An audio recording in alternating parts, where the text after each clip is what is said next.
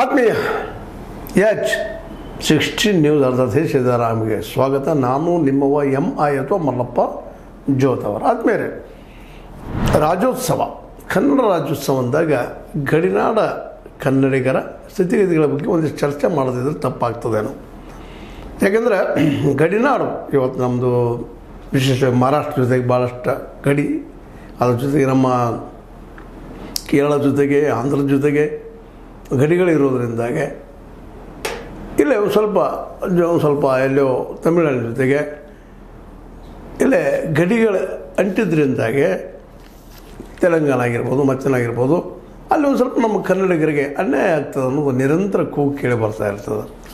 ಯಾಕಂದರೆ ಇದು ಕೇಂದ್ರ ಸ್ಥಾನದಿಂದ, ರಾಜಧಾನಿಯಿಂದ ಬಹುದೂರದಲ್ಲಿ ಇದ್ದ ಕಾರಣಕ್ಕಿರ್ಬೋದು, ನಮ್ಮ ಮಧ್ಯಾಹ್ನ ಕಾರಣಕ್ಕಿರ್ಬೋದು, ಒಂದಿಷ್ಟು ಗಡಿಯಲ್ಲಿ ಮಾತ್ರ ಸಂಘರ್ಷ, ತಿಕ್ಕಾಟ, ಕನ್ನಡಿಗರ ಗೋಳು, ಸಂಕಟ ನಿರಂತರ ನಡೀತಾನೆ ಇರ್ತದೆ. ಅದರಲ್ಲೂ ಮರಾಠಿಗರಿಗೂ ಸಹಿತ ತಮ್ಮ ಮರಾಠಿ ಭಾಷೆಯ ಬಗ್ಗೆ ಒಂದಿಷ್ಟು ಅತಿಯಾದ ಹೆಮ್ಮೆ, ಬಸ್ ಅದು ನಮಗೂ ನಮ್ಮ ಭಾಷೆ ಬಗ್ಗೆ ಹೆಮ್ಮೆ, ಪ್ರೀತಿ, ವಿಶ್ವಾಸ. ಹೀಗಾಗಿ ಬಾರ್ಡರ್ದಲ್ಲೇ ಸ್ವಲ್ಪ ನಮ್ದು ಹೆಚ್ಚು ನಿಮ್ದು ಹೆಚ್ಚು ಅನ್ನುವಂಥದ್ದು ಒಂದಿಷ್ಟು ಇರ್ತದೆ. ಜೊತೆಗೆ ಸರ್ಕಾರಗಳು ಒಂದಿಷ್ಟು ನಿರ್ಲಕ್ಷ್ಯವೂ ಮಾಡ್ತವೆ, ಇಲ್ಲಂತಲ್ಲ.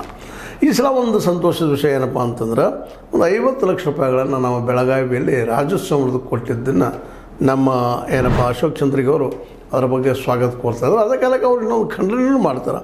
ಈ ಒಂದು ಸಂದರ್ಭದಲ್ಲೇ ಮರಾಠಿ ಪ್ರಿಯವಿದ್ದಂತಹ ಇಲ್ಲಿಯ ಮರಾಠ ಮಂಡಳ ಶಿಕ್ಷಣ ಸಮೂಹ ಸಂಸ್ಥೆಯ ಅಧ್ಯಕ್ಷ ರಾಜಶ್ರೀ ನಾಗರಾಜ್ ಯಾದವ್ ಅರ್ಥಾತ್ ಹಲಗೇಕರ್ ಅವ್ರಿಗೆ ಕೊಟ್ಟಿದ್ದು ತಪ್ಪು. ನಮ್ಮ ಕನ್ನಡಿಗರಾಗಲಿ ಹೋರಾಟ ಮಾಡಿದವರಿದ್ದರು, ಸಾಕಷ್ಟು ಜನ ಇದ್ದರು, ಅವ್ರು ಕೊಡಬೇಕಾಗಿತ್ತು, ಅದನ್ನ ಯಾಕೆ ಕೊಡಲಿಲ್ಲ ಅನ್ನುವಂಥ ಮಾತನ್ನು ಸಹಿತ ಈ ಸಂದರ್ಭದಲ್ಲಿ ಹೇಳ್ತಾ, ಕನ್ನಡಕ್ಕಾಗಿ ದುಡಿದಂಥವ್ರು ಇಲ್ಲೇ ಬೆಳಗಾವಿಯಲ್ಲೇ ನಮ್ಮ BS ಗವಿಮಠ ಇರ್ಬೋದು, ಬಸವರಾಜ್ ಜಗಜಂಪಿ ಇರ್ಬೋದು, LS ಶಾಸ್ತ್ರಿ ಇರ್ಬೋದು, ಇಂಥವ್ರು ಕೊಡಬೇಕಾಗಿತ್ತು, ಯಾಕೆ ಕೊಡಲಿಲ್ಲ ಅನ್ನೋ ಅಸಮಾಧಾನ ತೊಡ್ಕೊಂಡಿದ್ದಾರೆ. ಹೌದು, ಸಹಜವಾಗಿ ಯಾರಿಗಾದರೂ ಅನಿಸ್ತದೆ ಮರಾಠಿ ಪ್ರಿಯರಿಗೆ ಯಾಕೆ ಕೊಟ್ಟರು ಈ ಸಲ ಅನ್ನುವಂಥದ್ದು ಮೋಸ್ಟ್ಲಿ ಅವ್ರ ತಲೆಯಲ್ಲಿ ಏನೋ ಇರ್ಬೋದು. ಮರಾಠಿ ಮತ್ತು ಕನ್ನಡಿಗರ ಮಧ್ಯದಲ್ಲ ಒಂದು ಪ್ರೀತಿ ವಿಶ್ವಾಸ ಬೆಳೀಲಿ, ಎಷ್ಟು ದಿವಸ ನಾವು ವಿಮರ್ಶೆ ಮಾಡ್ಕೊತ ಹೋದ್ರಿ ಅನ್ನೋದು ಧೋರಣೆನೂ ಇರ್ಬೋದಿಲ್ಲ ಅಂತಲ್ಲ. ಕೆಲವೊಂದಿಷ್ಟು ನಾವು ಕೊಟ್ಟು ತೊಗೊಂಡು ಒಂದಿಷ್ಟು ವಿಶ್ವಾಸನ ಬೆಳೆಸ್ಕೊಂಡು ಬಾರ್ಡರ್ದಲ್ಲಿ ಮರಾಠಿಗರು, ಕನ್ನಡಿಗರು ಪ್ರೀತಿ ವಿಶ್ವಾಸದಿಂದ ಅನಂತಮನಾಗಿರುವಂಥ ವಾತಾವರಣ ಕ್ರಿಯೇಟ್ ಮಾಡೋದು ಅಷ್ಟೇ ಮುಖ್ಯತೆ. ಕೇವಲ ವಿರೋಧಕ್ಕಾಗಿ ವಿರೋಧ ಮಾಡುವಂಥದ್ದು ಅದು ಸಹಿತ ತಪ್ಪು ಅಂತ ಕೆಲವು ಮನಸ್ತದೆ. ಆದ್ರೆ ಇಲ್ಲೇ ಅಶೋಕ್ ಚಂದ್ರಿಗೆ ಅವರು ಹೇಳಿ ತಪ್ಪು ಅಂತ ಹೇಳಲಿಕ್ಕೆ ಹೋಗೋದಿಲ್ಲ. ಬಟ್ ಅವರು ಏನಪ್ಪ ಅಂತ ಇದು ಈ ದಿಶೆಯಲ್ಲಿ ಒಂದು ಚಿಂತನೆ ಮಾಡಲಿ ಅಂದರೆ, ಯಾಕಂದ್ರೆ ವಿರೋಧಕ್ಕಾಗಿ ವಿರೋಧ ಮಾಡೋದನ್ನ ಏನಾಗಿಬಿಡ್ತದೆ, ಕೆಲವು ಮನಸ್ಸುಗಳು ದೂರ ಆಗ್ತಾ ಹೋಗ್ತಾ ಇರ್ತವೆ. ಮತ್ತು ನಾವು ಅನಿವಾರ್ಯ ಕೂಡಿ ಬದುಕಬೇಕಾಗಿದೆ.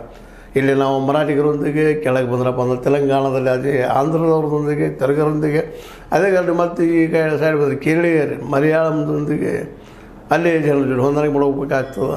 ಕೆಲವೊಮ್ಮೆ ಅನಿವಾರ್ಯ. ಯಾಕಂದ್ರೆ ಅವ್ರು ಮತ್ತು ತಮ್ಮ ಭಾಷೆ, ತಮ್ಮ ನೆಲ ಜಲ ಬೆಳೆಸ್ಕೊಳ್ಳೋದು ಎಲ್ಲರಿಗೂ ಆಸೆ, ಹುಮ್ಮಸ್ಸ. ಕೇರಳೀಯರಿಗೆ ಅವ್ರಿಗೆ ನಮ್ಮ ಕೈಯಾರಕ್ಕೆ ಹಿಂಗೆನ್ನರೈ ಪಾಪ ಕನ್ನಡ ಸೇರಬೇಕಪ್ಪ ನಮ್ಮದು ಆ ನಾಡು ಅನ್ನುವಂಥ ತಮ್ಮದು ಪ್ರಯತ್ನ ಮಾಡಿದ್ರು ಕೊನೆ ಜೀವಿತವರೆಗೆ. ಕೊನೆಗೂ ಅವರ ಆಸೆ ಈಡೇರಿಲ್ಲ. ಮತ್ತು ಇವತ್ತಲ್ಲೇ ಹೆಚ್ಚಿಗೆ ಕನ್ನಡಕ್ಕಿಂತ ಹೆಚ್ಚಿಗೆ ಅಲ್ಲಿ ನಮ್ಮ ಮಲಯಾಳಂ ಭಾಷೆ ಮತ್ತು ಶಾಲೆಗಳು ಹೆಚ್ಚಾಗ್ತಾ ಇದ್ದಾವೆ ಅನ್ನೋಂಥ ಮಾತುಗಳು ಕೇಳಿ ಬರ್ತಾವೆ. ಇಲ್ಲೂ ಆಂಧ್ರದಲ್ಲಿ ಆದ್ಮಾನಿ ಗಿರುವಾನಿ ಏರಿಯಾದಲ್ಲೇ ಅಲ್ಲೂ ಆಂಧ್ರದ ತೆಲುಗದ ಪ್ರಭಾವ ಹೆಚ್ಚಾಗ್ತದೆ ಅಂತೇಳಿ ಇನ್ನಂತೆ ಬೆಳಗಾವಿ ಜಾರತ್ ಪಾಯ್ಜಿ ಅಂತ ಕೇಳ್ತಾ ಇದ್ದಾರೆ. ನಮಗೆ ಬೇಕಾದಂತ MES ಜೋರು ಇರೋದ್ರಿಂದ ಇಲ್ಲೇ ಇನ್ನೊಂದು ಸ್ವಲ್ಪ ಕನ್ನಡ ಮತ್ತು ಮರಾಠಿ ಮಧ್ಯದಲ್ಲ ಮರಾಠಿಗರ ಮಧ್ಯದಲ್ಲಿ ಒಂದು ತಿಕ್ಕಾಟ ಆಗ್ತಾ ಇರ್ತದೆ. ಇದಕ್ಕೆ ಏನಪ್ಪ ಅಂದ್ರೆ ಹೇಳಿದ್ದೆ, ಕಾಸರಗೋಡು ಆಗಿರ್ಬೋದು, ನಮ್ಮ ಬೆಳಗಾವಿ ಆಗಿರ್ಬೋದು, ಬಳ್ಳಾರಿ ಆಗಿರ್ಬೋದು, ಇವೆಲ್ಲನೂ ಅಲ್ಲಿ ನಂತರ ಒಂದಿಷ್ಟು ಇರ್ತದೆ. ಇನ್ನು ಯಾವಾಗ ಇದು ಕಡಿಮೆ ಆಗ್ಬೋದು ದಿನ ಹೋದಂಗೆ. ಯಾಕಂದರೆ 1956 ಸ್ಟಾರ್ಟ್ ಆಗ್ತದೆ ನಮ್ಮ ರಾಜ್ಯಗಳ ವಿಭಜನೆ. ಆ ಸಂದರ್ಭದಿಂದ ಭಾಷಾವಾರ ಪ್ರಾಂತಗಳ ರಚನೆ ಸ್ಟಾರ್ಟ್ ಆಗ್ತದೆ. ಆಗಿಂದ ಅದ ಇದು. ಆದರೆ ಇವತ್ತು ಎಷ್ಟೋ ಬೇಕಷ್ಟು ಕಡಿಮೆ ಆಗ್ಯದ. ಯಾಕಂದರೆ ಅಲ್ಲೂ ಸಹಿತ ವಿಶೇಷವಾಗಿ ಒಂದು ಪ್ರೀತಿ ವಿಶ್ವಾಸದ ಗೆಲ್ಲಬೇಕಾದ ಮರಾಠಿಗರು ನಮ್ಮ ಕನ್ನಡಿಗರ ಬಗ್ಗೆ ಒಂದು ಸ್ವಲ್ಪ ಪ್ರೀತಿ ತೋರಿಸ್ತಾ ಇದ್ದಾರೆ ಇತ್ತೀಚೆಗೆ. ಯಾಕಂದರೆ ಬಾರ್ಡರ್ದಲ್ಲಿದ್ದವರು ಒಂದು ನಮ್ಮ ಜೊತೆ ಬರಲಿ ಅಂತಿರ್ಬೋದು, ನಾವು ಅವ್ರ ಜೊತೆ ಪ್ರೀತಿ ವಿಶ್ವಾಸ ತೋರಿಸ್ತಾ ಇದ್ದೀವಿ. ಇವೆಲ್ಲ ಏನು ಕೊಡ್ತುಕೊಳ್ಳೋದ್ರಿಂದ ಹೌದು ಆಸೆ ಇರ್ಬೋದಿಲ್ಲ ಅಂತಲ್ಲ, ನಮ್ಮೊಳಗೆ ಬರಲಿ ಅಂತೇಳಿ ಯಾರಿಗೆ ಆಸೆ ಇಲ್ಲ. ಆದ್ರೆ ಈಗ ಆಲ್ರೆಡಿ ಮುಗಿದು ಹೋದ ಇತಿಹಾಸವೆಲ್ಲ. ಈಗ ನಾವು ಮೊದಲು ತಿಳ್ಕೊಬೇಕಾಗಿದ್ದು ಕನ್ನಡಿಗರು ಹೌದು ನಾವು ಪ್ರೀತಿ ಮಾಡೋಣ, ಜೊತೆಗೆ ಅವರು ಮರಾಠಿಗರಾಗಲಿ, ತೆಲುಗರಾಗಲಿ, ನಮ್ಮ ಮಲಯಾಳಿ ಜನ ಆಗಲಿ, ಇವರು ಸಹಿತ ನಮ್ಮವ್ರನ್ನ, ಮತ್ತು ಕೊಂಕಣಿ ಜನ ಆಗಲಿ ಇವರು ನಮ್ಮವ್ರನ್ನ ಅನ್ನುವಂಥ ಒಂದು ಸ್ಥಿತಿಯನ್ನು ಇವತ್ತು ನಾವು ಬೆಳೆಸಲೇಬೇಕಾಗಿದೆ. ಅದ್ರ ಜೊತೆಗೆ ಇಲ್ಲಿ ಇಂಡಸ್ಟ್ರಿಗಳನ್ನ ಅವರು ಮಾಡಿ ನಾವು ಮಾಡಲಿ, ಬಾರ್ಡರ್ದಲ್ಲ ಅಗ್ರಿಕಲ್ಚರ್ ಗಂಟೆ ಅನುಕೂಲ ಮಾಡಲಿ, ಮಾರ್ಕೆಟ್ ಮಾಡಿಕೊಳ್ಳಿ, ಮತ್ತೇನು ಮಾಡಲಿ, ಅದು ಇನ್ನೊಂದು ಚರ್ಚೆ ಮಾಡೋದು ಮತ್ತೊಂದರಲ್ಲ. ಇಲ್ಲಿ ನಾವು ಚರ್ಚೆ ಮಾಡುವಂಥದ್ದು ಏನಪ್ಪ ಅಂತಂದರೆ ವಿಶೇಷವಾಗಿ ಎಲ್ಲ ಕೊಡುತ್ತುವಂಥ ವ್ಯವಹಾರ ನಡೀಬೇಕು. ಅನಗತ್ಯ ಭಾಷಾ ಪ್ರೇಮ ನಮಗಿರಲಿ, ಅದರ ಅನಗತ್ಯ ಧರ್ಮದ ಬಗ್ಗೆ ನಮಗೆ ವಿಶ್ವಾಸ ಇರಲಿ. ಅದರ ಧರ್ಮಾಭಿಮಾನ ಅಂಧ ಭಾಷಾಭಿಮಾನ ಬೇಡ ಅನ್ನುವಂಥದ್ದು ನಾವೆಲ್ಲರೂ ನೆನಪಿಸ್ಬೇಕಾಗಿದೆ. ಆ ದಿಶೆಯಲ್ಲೇ ಒಂದಿಷ್ಟು ಏನೋ ಕೊಟ್ಟಿದ್ದನ್ನು ನಾವೀಗ ಮರ್ತು ಬಿಡೋದು ಯೋಗ್ಯ ಅಂತ ಕೆಲವು ಮನಸ್ಸದ. ಬಟ್ ಆದರೂ ಒಂದಿಷ್ಟು ಇವ್ರು ಎಚ್ಚರ ಮಾಡಿ ಸರಿ ಅದ. ಯಾಕಂದ್ರೆ ಅವರು ಮರಾಠಿಗೂ ಪ್ರೀತಿ ಮಾಡಲಿ ಕನ್ನಡಿಗರಲ್ಲ. ಇನ್ನೇನು ಬಾರ್ಡರ್ ಅಂತ ಮುಗಿದಂಗಿಲ್ಲ, ಬಾರ್ಡರಲ್ಲಿ ಮರ್ತ ನಾವು ಕೂಡಿ ಬದಬೇಕಾಗ್ಯದ. ಈಗ ನೋಡ್ರಿ, ಮಹಾರಾಷ್ಟ್ರದಲ್ಲಿ ಒಬ್ಬ ಕನ್ನಡ ಶಾಲೆ ಚೆನ್ನಾಗಿ ನಡೆಸಿ ಅಲ್ಲಿ PUC ಕಾಲೇಜುಗಳು ಸಹಿತ ಮಾಸ್ಟರ್ ಡಿಗ್ರಿ ಸಹಿತ ಮಾಡಿದ್ದಾರೆ ಅಂತೇಳಿ ಒಂದು ಇದು ವರದಿ ನೋಡಿದ್ದು ನಾನು. ಅಂದರೆ ನಿಧಾನಕ್ಕೆ ಒಬ್ಬರನ್ನೊಬ್ಬರು ಗೌರವಿಸುವಂಥ, ಪ್ರೀತಿಸುವಂಥ, ಅದು ಮುಖ್ಯಪ್ಪ ಅಂತಂದ್ರೆ ಉದ್ಯೋಗ ಸೃಷ್ಟಿ ಆಯ್ತು ಅಂದರೆ ಎಲ್ಲರೂ ತಮ್ಮ ಉದ್ಯೋಗ ತೊಡಗಿದ್ರು. ಅದು ಮರಾಠಿ, ಕನ್ನಡ, ತೆಲುಗು, ಕನ್ನಡ, ಅದೇ ಕಾಲಕ್ಕೆ ಮಲಯಾಳಂ, ಕನ್ನಡ ಇವ್ಯಾವ ಮಾತು ಅಲ್ಲಿ ಬರೋದಿಲ್ಲ. ಎಲ್ಲರೂ ನಮ್ಮದಪ್ಪ ಭಾಷೆ ಸಹಜ ಅನಿಸ್ಬಿಡ್ತದೆ ನಮ್ಗೆ. ಮರಾಠಿನೂ ಎಷ್ಟೋ ನಮ್ಮಲ್ಲಿ ಮಾತಾಡ್ತಾರೆ ಕನ್ನಡಿಗರು, ಭಾಳ ಸುಂದರವಾಗಿ ಮರಾಠಿಯನ್ನು ಮಾತಾಡ್ತಾರೆ. ಮಹಾರಾಷ್ಟ್ರ ಜೊತೆ ಏರಿಯಾದಲ್ಲೇ ಕನ್ನಡ ಮಾತಾಡೋದು ಸಾಕಷ್ಟು ಸಿಗ್ತದೆ ನಮಗೆಲ್ಲ. ಹಾಗೆ ಆದ್ಮಾನಿಯಲ್ಲಿ, ಬಳ್ಳಾರಿಯಲ್ಲಿ ತೆಲುಗು ಮತ್ತು ಕನ್ನಡ ಎರಡನ್ನೂ ಕಲಿತ ಪರಿಣಾಮ ಸಾಕಷ್ಟು ಇದ್ದಾರೆ. ಮೊದಲಿದ್ದಂಥ ಒಂದು ಆವೇಶ ಇವತ್ತು ಭಾಳಷ್ಟು ಕಡಿಮೆ ಆಗ್ಯದ. ಅದಕ್ಕೆ ಎಲ್ಲ ರಾಜ್ಯಗಳ ನೆಲಕ್ಕೆ ಅಲ್ಲಲ್ಲಿಯ ಮುಖ್ಯಮಂತ್ರಿ ಆಗಿರ್ಬೋದು, ಅಲ್ಲಿ ಜನ ಆಗಿರ್ಬೋದು, ಆಯ್ತಪ್ಪ ಮುಗಿದು ಹೋಗೋದು ಇತಿಹಾಸದಲ್ಲೇ ಯಾವ ಸರಿಯೋ ತಪ್ಪೋ ಇದು ಕುಡ್ಕೊಂಡು ಹೋಗುವಂಥದ್ದು ನಮ್ಮದು ಹೇಮಾರೀತಿ ಅನ್ನುವಂಥದ್ದು ಎಲ್ಲರಿಗೂ ಮೂಡಲಿಕ್ಕೆ ಅದೊಂದು ಸಂತೋಷ. ಇನ್ನಷ್ಟೇನಪ್ಪ ಅಂದ್ರೆ ಇನ್ನೂ ಸ್ವಲ್ಪ ನಮ್ಮಲ್ಲಿ ಉದಾರ ಭವನ ನಮ್ಮಲ್ಲೂ ಬರಲಿ, ಅವರಲ್ಲೂ ಬರಲಿ. ಅವರೊಂದು ಸಣ್ಣ ಬುದ್ಧಿ ತೋರಿಸಿ ನಾವು ಸಣ್ಣ ಬುದ್ಧಿ ತೋರಿಸೋ ಅವಶ್ಯಕತೆ ಇಲ್ಲ. ಅದನ್ನು ಕ್ಷಮಿಸಿ ಮುಂದೆ ಹೋಗುವಂಥ ಕೆಲಸವನ್ನು ನಾವು ಮಾಡಬೇಕಾಗ್ತದೆ. ಯಾಕಂದರೆ ಇದು ಬದುಕಿದು, ಎಲ್ಲರೂ ಬದುಕದೇ ಇಲ್ಲ. ಅವ್ರು ಯಾವುದೇ ಭಾಷೆ ಬಳಸೋದು ಇದಕ್ಕೆ ನಮ್ಮ ವಿಚಾರಗಳನ್ನು, ವಿಷಯಗಳನ್ನು, ಮನಸ್ಸಿನ ನೋವುಗಳನ್ನು, ದುಃಖಗಳನ್ನು, ಭಾವನೆಗಳನ್ನು ವ್ಯಕ್ತಪಡಿಸೋ ಸಲುವಾಗಿ ಅಷ್ಟು ಸೀಮಿತಗೊಳಿಸಿ ಜನರೆಲ್ಲರೂ ಕೂಡಿ ಹೋಗುವಂಥ ಒಂದು ವ್ಯವಸ್ಥೆಯನ್ನು ನಾವು ಅವರೆಲ್ಲ ಕೂಡಿ ಮಾಡಿದ್ರೆ ಬೆಳಗಾವಿ ಸಮಸ್ಯೆ ಅಂತ ಎಷ್ಟು ಮುಗೋದಂಗೆ ಆಗ್ಯದ್ರಿ. ಏನೋ ಮಾಡಿ ಸುಪ್ರೀಂ ಕೋರ್ಟ್ ಹೋಗಿದ್ದಾರೆ, ಮತ್ತು ಯಾರೋ ಒಂದು ಜನ MBS ಅವರು ಮತ್ತೆ ಹೋಗಿದ್ದಾರೆ. ಅಲ್ಲಿ ಅವರು ಗೆಲ್ಲುವ ಸಾಧ್ಯತೆಗಳು ಭಾಳಷ್ಟು ಕಡಿಮೆ ಇದ್ದಾವೆ. ಅದೇ ಕಾಲಕ್ಕೆ ಯಾಕಂತಂದ್ರೆ ಭಾಷಾ ಪ್ರಾಂತ ರಚನೆ ಮುಗಿದು ಹೋದ ಅಧ್ಯಾಯಗಳೆಲ್ಲ ನೀವು ಎಲ್ಲೆಲ್ಲಿದ್ರಿ ಅಲ್ಲಿದ್ದು ಬಿಡ್ರಪ್ಪ ಅನ್ನೋದು. ಯಾಕಂದ್ರೆ ಕೆಳಗಕ್ಕೆ ಹೋದ್ರೆ ಮತ್ತೆ ನೋವು ಆಗ್ತದಲ್ಲ ರೀ, ಗಾಯ ಆರ್ಲಿಕ್ಕೆ ಹತ್ತದ, ಮತ್ತು ಗಾಯ ಕೆರ್ಕೊಂಡ್ರೆ ಮತ್ತೆ ನೀವು ಹೆಚ್ಚಾಕಲ್ಲ.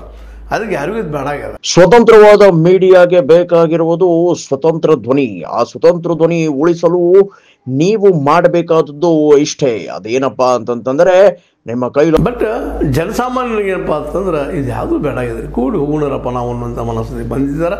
ಅದೇನೋ ಆಗಲಿ, ಈ ಒಂದು ಕನ್ನಡ ರಾಜ್ಯೋತ್ಸವ ಸಂದರ್ಭದಲ್ಲೇ ನಮ್ಮ ರಾಜ್ಯ ಸರ್ಕಾರ ಒಂದು 50 ಲಕ್ಷ ಕೊಟ್ಟು ಇಲ್ಲಿ ಕನ್ನಡ ಹೋರಾಟಗಾರರಿಗೆ ಒಂದಿಷ್ಟು ಹೌದಪ್ಪ something is better than nothing ಅಂತ ಹಂಗಾಗ್ಯದ. ಬಟ್ ಉದ್ಯೋಗ ಸೃಷ್ಟಿ ಮಾಡಿಸುವಂಥ ಕೆಲಸ ನಮ್ಮ ರಾಜ್ಯ ಸರ್ಕಾರ ಮಾಡಲಿ.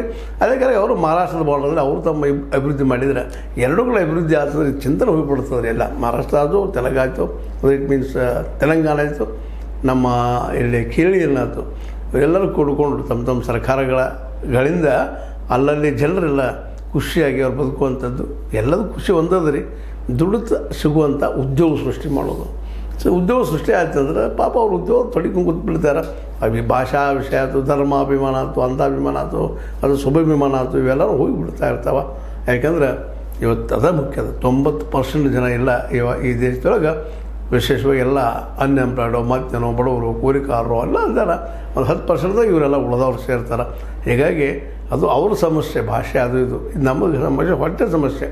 ಅದಕ್ಕಾಗಿ ಈ ದಿಶೆಯಲ್ಲಿ ಬೆಳಗಾವಿಯಲ್ಲಿ ಸಹಿತ ಒಳ್ಳೆ ಡೆವಲಪ್ಮೆಂಟ್ ಆಗ್ತಾವೆ ಆಗ್ರಿ. ಮತ್ತು ಜನಸಾಮಾನ್ಯರಂತೂ ಅದಕ್ಕೆ ಲಕ್ಷ್ಯ ಆಗ್ತಾಯಿಲ್ಲ. ಅದಕ್ಕೆ ಸಾಕ್ಷಿನ ಒಂದು ಏನಪ್ಪ ಅಂದ್ರೆ ಇದು MES ಒಂದು MLAಗಳು ಇಲ್ಲ ಅನ್ನೋದು ಒಂದು ದೊಡ್ಡ ಸಾಕ್ಷಿ. ಇದಕ್ಕೆ ಕಾರಣ ಇಷ್ಟ, ಎಲ್ಲರೂ ತಮ್ಮ ಉದ್ಯೋಗ ತೊಳಿದಾರೆ. ಯಾವ ಭಾಷೆ ಇದ್ರೆ ಇಲ್ರಿ. ಈಗೇನು ಮಹಾರಾಷ್ಟ್ರಕ್ಕೆ ಹೋದ್ರೆ ಸ್ವರ್ಗಕ್ಕೆ ಹೋಗ್ತೀವ, ಕನ್ನಡದಲ್ಲಿರೋದು ನರಕಕ್ಕೆ ಹೋಗ್ತೀವ ಕರ್ನಾಟಕದಲ್ಲೇ. ಹಾಗೆ ಇದಕ್ಕೆ ಕೇರಳಕ್ಕೆ ಹೋದ್ರೆ ಭಾಳ ದೊಡ್ಡ ಸುಖ ಸಿಗ್ತದನ. ಅದೇ ಕಾಲಕ್ಕೆ ತೆಲಂಗಾಣಕ್ಕೆ ಹೋದ ನಾವೆಲ್ಲ ಅಭಿವೃದ್ಧಿ ಆಗ್ತೀವಿ. ಹೀಗೆಲ್ಲ ಪ್ರಶ್ನೆ ಮಾಡ್ತಾಯಿದ್ದಾರೆ. ಇದು ಒಂದು ರೀತಿಯಿಂದ ಎಲ್ಲ ಒಂದು ಜನರ ತಿಳುವಳಿಕೆ ಇವತ್ತು ನಮ್ಮೆಲ್ಲರಿಗೂ ಒಂದು ಮಾಡುವಂಥ ಒಂದು ಮನಸ್ಥಿತಿ ಬೆಳೆಸ್ತಾ ಇದೆ ಅಂತ ಅನ್ನಿಸ್ತದೆ. ನಿಮ್ಗೆ ಏನು ಅನ್ನಿಸ್ತದ? ಇದು ಅನ್ನಿಸ್ತದೂ ಇಲ್ಲೋ ಏನು ನೋಡಿರಿ. ಲೈಕ್ ಮಾಡಿ ಅನಿಸಿದ್ರೆ ಹೌದು ಮಾಡ್ರಿ, ಇಲ್ಲಾದ್ರೆ ಇಲ್ಲ ಅಂತ ಹೇಳ್ರಿ. ಡಿಸ್ಲೈಕ್ ಮಾಡಿರಿ, ನೋಡ್ತಾ ಇರಿ, ಕಮೆಂಟ್ ಮಾಡ್ತಾ ಇರಿ, ಶೇರ್ ಮಾಡ್ತಾ ಇರಿ. ಅದಕ್ಕಿಂತ ಹೆಚ್ಚಿಗೆ ಸಬ್ಸ್ಕ್ರೈಬ್ ಮಾಡಿ ತಿಳಿಸ್ಬಿಡ್ರಿ. H16 news Satish Sitaram. ಇದು ಸತ್ಯದ ಕೈಗರಡಿ ವಂದನೆಗಳು.